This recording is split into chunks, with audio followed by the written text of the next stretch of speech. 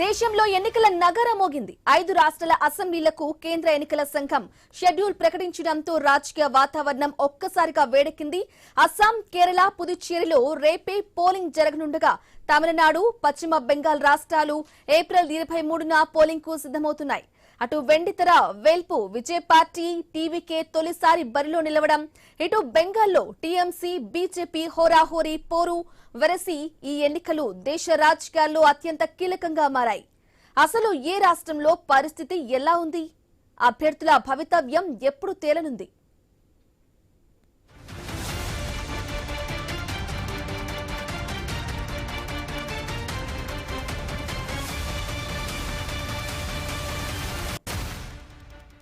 భారత ఎన్నికల సంఘం ప్రకటించిన షెడ్యూల్ ప్రకారం అస్సాం, కేరళ, పుదుచ్చేరి రాష్ట్రాల్లో రేపు ఒకే విడతలో పోలింగ్ జరగనుంది.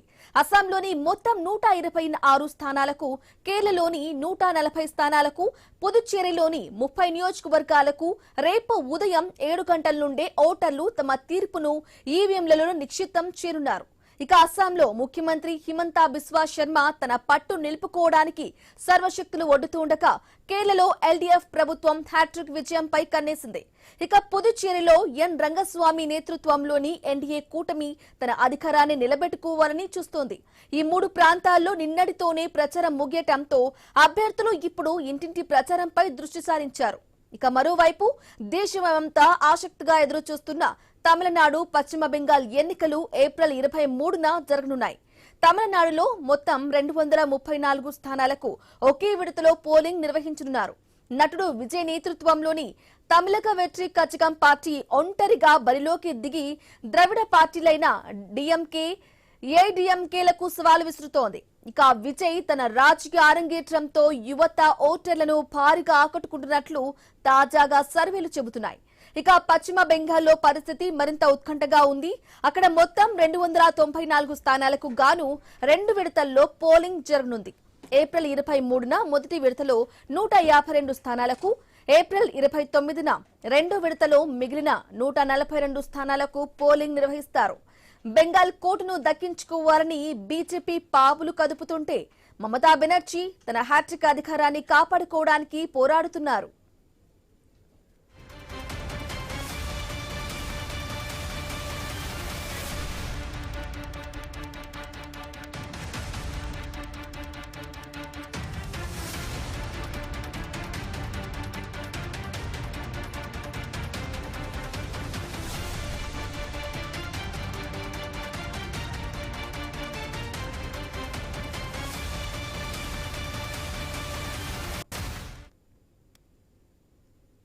ఇక ఈ 5 రాష్ట్రాల ఎన్నికల ఫలితాలు మే 4వ తేదీన వెలువడనున్నాయి. అదే రోజున కౌంటింగ్ ప్రక్రియ ప్రారంభమై సాయంత్రానికల్లా పూర్తి ఫలితాలు వెల్లడవుతాయి. ఎన్నికల సంఘం ఇప్పటికే అన్ని ఏర్పాట్లు పూర్తి చేసింది. సుమారు 2.3 లక్షల మంది వృద్ధులు, వికలాంగులకు ఇప్పటికే హోమ్ ఓటింగ్ సౌకర్యాన్ని కల్పించింది. పోలింగ్ జరిగే రోజున ఆయా రాష్ట్రాల్లో వేతనంతో కూడిన సెలవును కూడా ప్రకటించింది.